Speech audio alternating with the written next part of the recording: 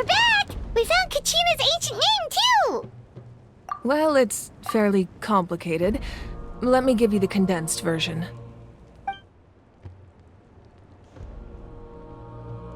The Fatui again? We can't go anywhere without them causing trouble.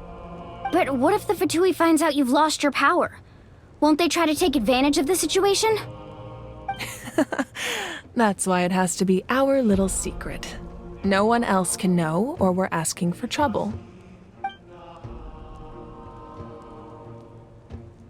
Look, I wish I could offer you some sort of consolation, but I won't lie to you. With multiple factions closing in, there's nothing comforting about the situation we're facing. Still, all you need to do is focus on your goal. You can leave the complicated matters to me. I can also step in on the Pyro Archon's behalf. There's a limit to what I can accomplish, but I'll help you however I can. There's no need to be so modest, San. Your incredible strength has long been a well-known fact. You're the pride of your tribe. Archon, I'm sorry about before. You have so much on your plate, so much that you have to worry about. But all I could do was focus on my own feelings. You have nothing to be sorry about. We all get overwhelmed by our emotions, myself included. Your reaction to Kachina's disappearance, I understand that feeling very well. Well, now that we have Kachina's ancient name, let's go track her down. Follow me.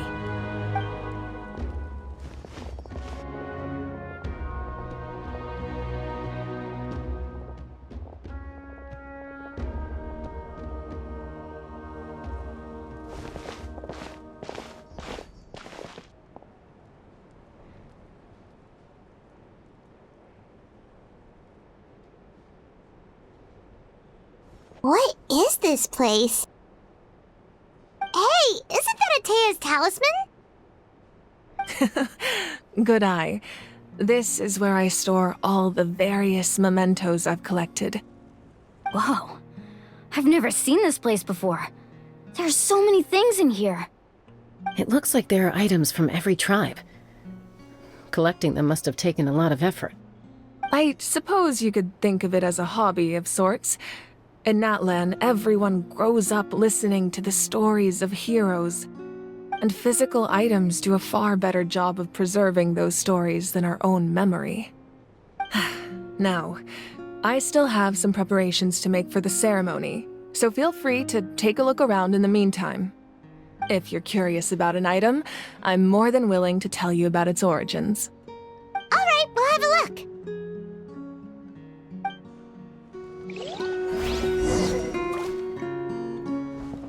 This flower looks like it's thriving.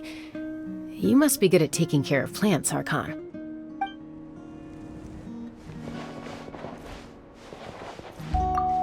This fishing basket looks familiar.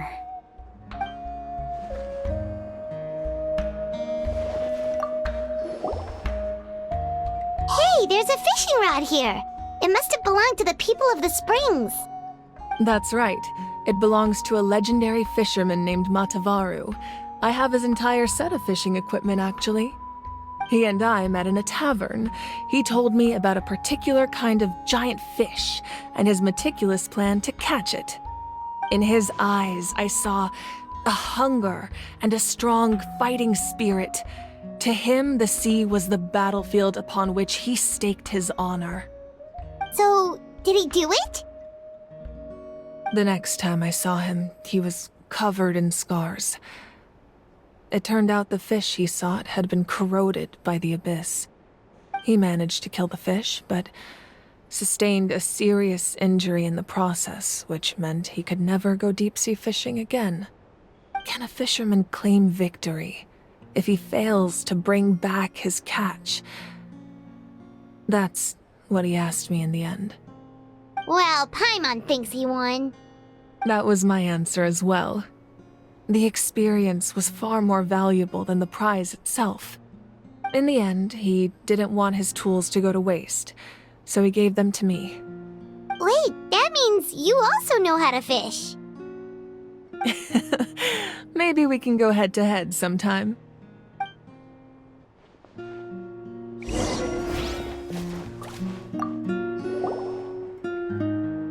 is Atea's talisman?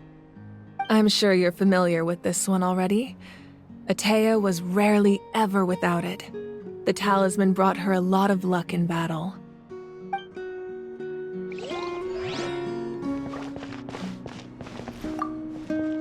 Make sure to handle everything with care.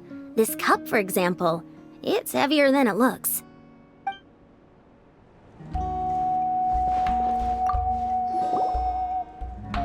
Whoa, that belt is bigger than Paimon's head! The Collective of Plenty are known for their bodybuilding competitions and contests of strength. This belt is a symbol of great honor within the tribe. The association with strength might also have been the reason the original belt was extremely heavy. It was difficult for even 2 people to lift. And even if a warrior had the strength to put it on, wearing it for any length of time would still leave them gasping for breath. Sounds like it. So the owner of the original belt, Kitera, commissioned a craftsman to make a copy identical in appearance but far lighter in weight. That is the belt you see before you. He would often wear this version when training in order to protect his waist. Or he made a lighter version so he could wear it all the time and show it off.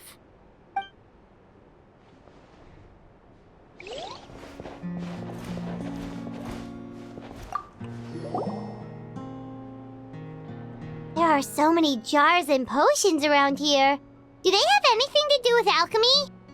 No, those belong to the Masters of the Nightwind. They're ceremonial tools used to amplify the ability to communicate with the Night Kingdom and the Wyab. Yamaya is an expert in this field, and she taught me a lot. Even though she appears stoic and serious, she actually has a keen sense of humor. The tools you see here are quite traditional. Her students found them outdated, so she passed them on to me. The contents of the jars aren't all that special. Oh, except the big jar in the middle. That's what she really wanted to give me.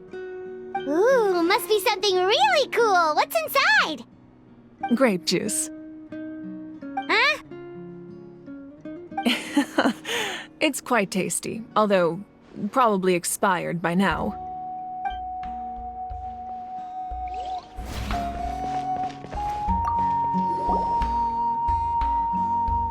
Whoa, this weapon is huge! Which tribe did it belong to? Ah, that weapon belonged to Tenoch, a hero from 500 years ago. Strictly speaking, he didn't belong to any single tribe. That's because even before the disaster with the Abyss broke out, he had already been exiled. Exiled? It was a punishment imposed out of necessity, but he accepted it all the same. He believed it was what he deserved.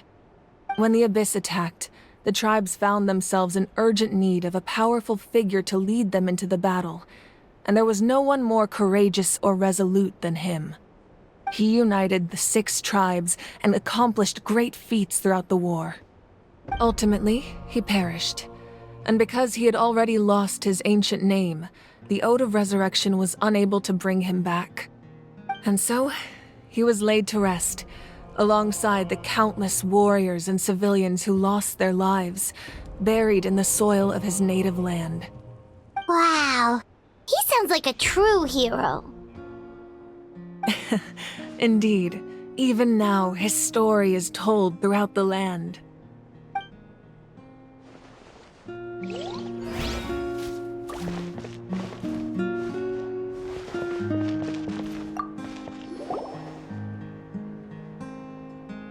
The powder still needs some time to settle, so let's wait a little longer. Well, what do you think of my collection? Do you feel like you have a better understanding of Natlan's culture now? Yeah, if each item represents a different story, seems like Natlan's really been through a lot. Does every item hold a special memory, just like Atea's talisman? That's right. The items in my collection actually serve a similar purpose to the ancient names passed down among the tribes. They demonstrate the true shape of time. The shape of time? Most people perceive time as a linear concept, almost like a straight line that can only move forward. We cannot change the past or predict the future. But there's also a different theory, one that I believe to be closer to the truth. Namely, that the past, present, and future all exist at once. At once? Paimon's not sure she understands. Let's say your journey ended right now. Thinking back on your experience in each nation, which one would you say was the most important?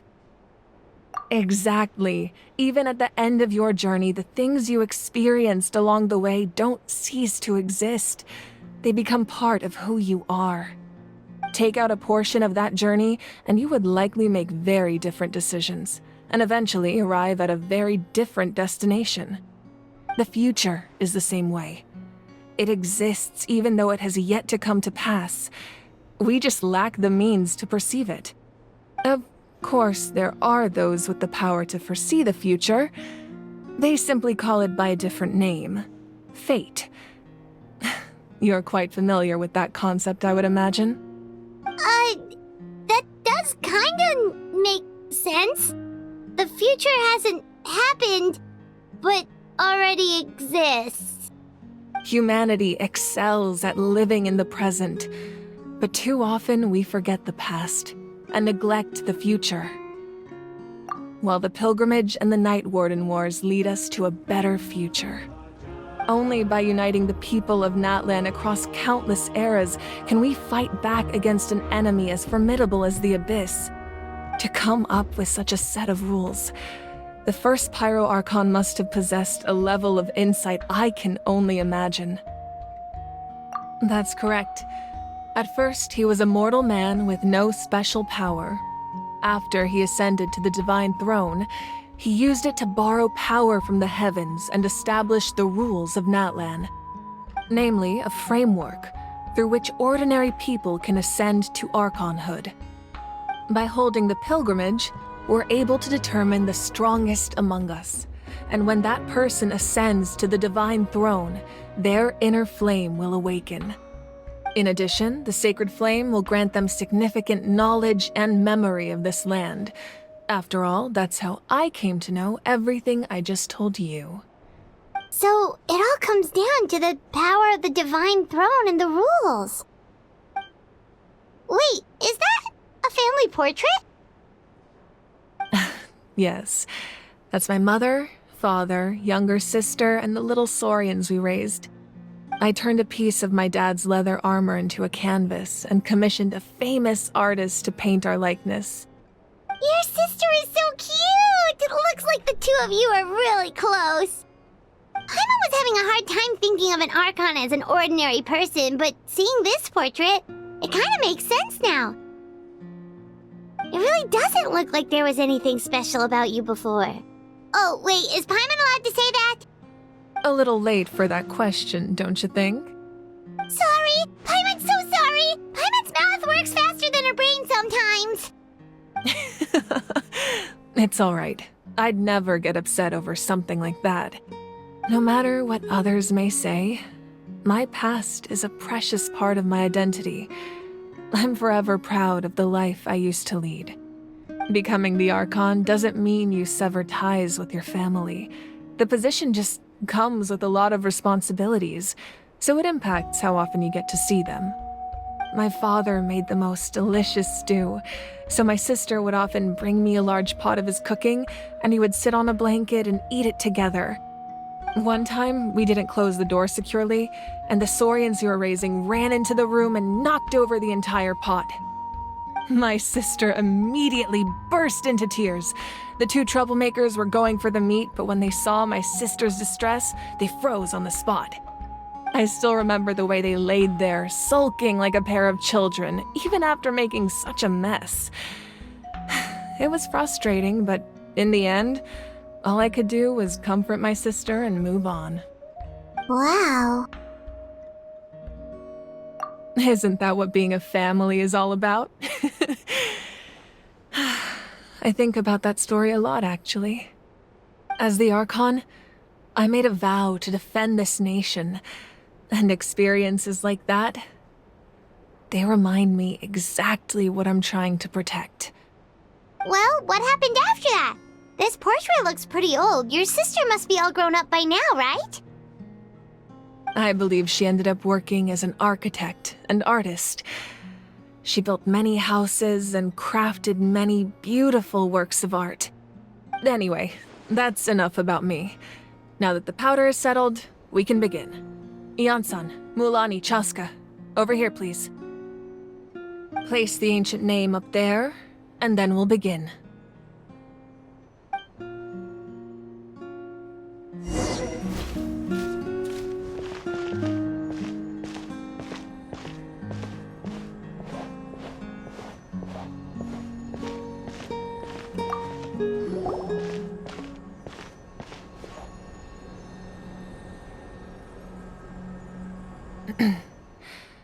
Surely as the echoes of life resound through heaven and earth, so too shall our stories remain eternal. Ancient name, take us to your fated bearer. Allow her to answer our call.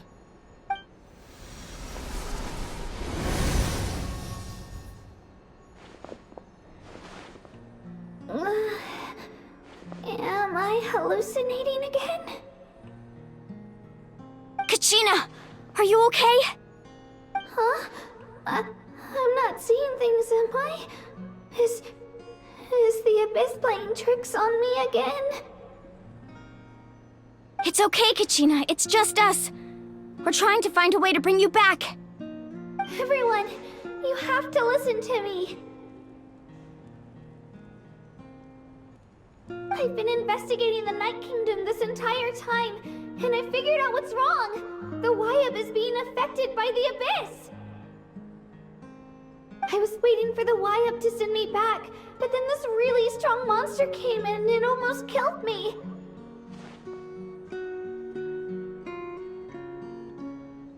The Wyab saved me, even though its power is weakening, so I've been hiding from the monsters while trying to find a way to help. The Night Kingdom has become a huge mess, though. I keep hearing these awful sounds and seeing really horrible things. Don't listen to those sounds, Kachina. The Abyss is trying to strip you of your sanity. All you need to do is stay safe and wait for us. We'll be there shortly. It's okay. I feel so much better now that I've had the chance to talk to you guys. You don't need to worry about me. I've never been strong or special at all, really. So I don't blame anyone for forgetting about me or leaving me behind. Just knowing you care is more than enough. I'll find a way back. You don't have to put yourselves in danger to come rescue me. You're always like this, Kachina. Now's not the time to act tough. We're coming for you, and that's final. I don't know what lies the Abyss has been feeding you, but I'll tell you something right now. Nobody here sees you as a burden. You're a victor of the Night Warden Wars, a hero of Natlan. All you need to do is wait for us to rescue you, and you'll get all the applause and recognition you deserve.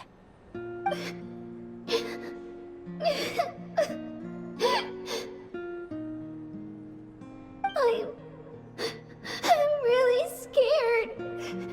Everything's so dark and creepy here. And I want to go home. Still, I don't want you to put yourselves in danger because of me. I don't want to hold anyone back ever again. All you need to do is place your trust in us, just like you always have. No one fights alone. We're not leaving you behind. Not ever. Yeah, we're so close. We can't call it quits now. Thank you. Be careful. Looks like we've lost contact. Now comes the most dangerous part. You have to traverse the Night Kingdom in your physical form. This entrance to the Night Kingdom was left behind after an abyssal invasion. Even a brief amount of time inside could expose you to corrosion. I know. I'm prepared for that possibility. All right, then I wish you all the best. I'll tell Koichi to be ready just in case. She's very experienced in dealing with abyssal corruption.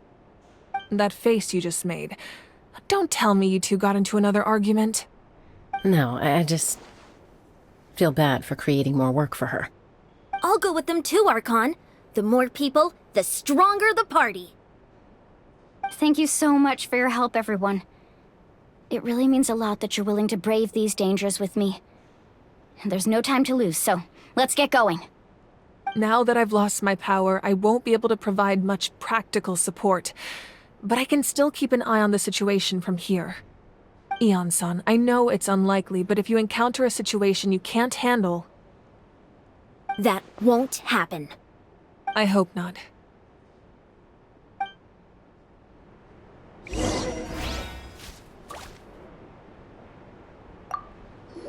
Be careful out there. I'll observe the situation from here.